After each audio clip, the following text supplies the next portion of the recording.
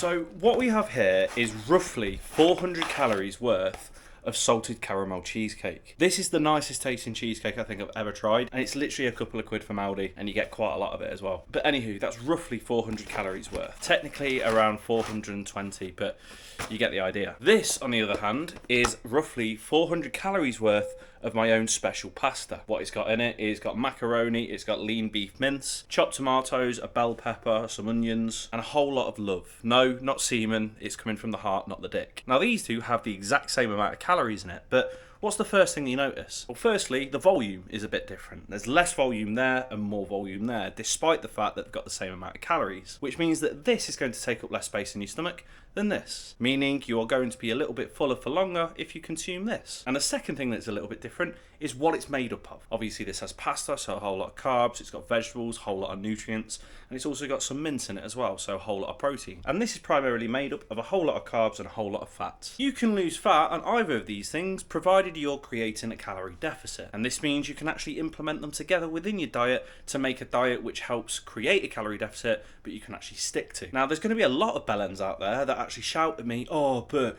a calorie from a cheesecake isn't the same as a calorie from some pasta. I want to explain that a little bit better. So a calorie is a calorie no matter which way you fuck it, because a calorie is simply a unit to measure energy. Now in order to explain this, let's use another metric for measurement, such as an hour, which is the measurement used to measure time. It doesn't matter what happens with that hour, because an hour on Earth is going to be an hour on Earth no matter what. It's 60 minutes. In much the same way as a calorie from a cheesecake is going to be the same in that sense as a calorie from some pasta, because it's just a unit of energy. It's enough energy to heat 1 millimeter cubed of water by 1 degree. So a calorie is a calorie no matter what. There's no such thing as a calorie being different to another calorie, because that's like saying that an Earth hour is different to an Earth hour. Like, there's no in between. The difference is where those calories are coming from. Let me explain this a little bit using the time analogy that I've just mentioned. Notice that an hour at work seems to feel a little bit longer and a little bit more misery inducing than an hour spent with the pals on a night out at the pub, etc. Even though the amount of time allotted for both of these things are the exact same,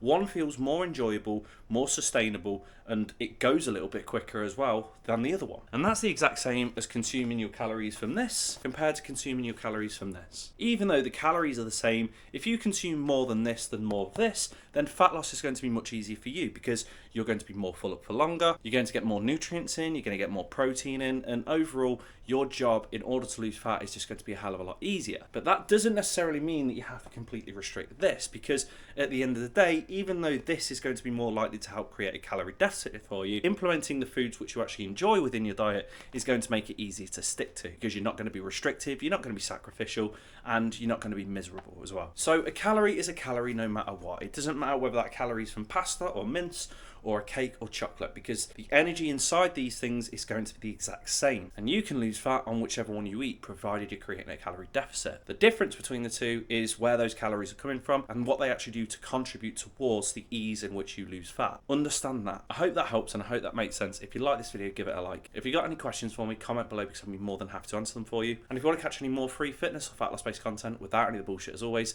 make sure that you're either following my Instagram at k.p_health or subscribe to this channel. Peace.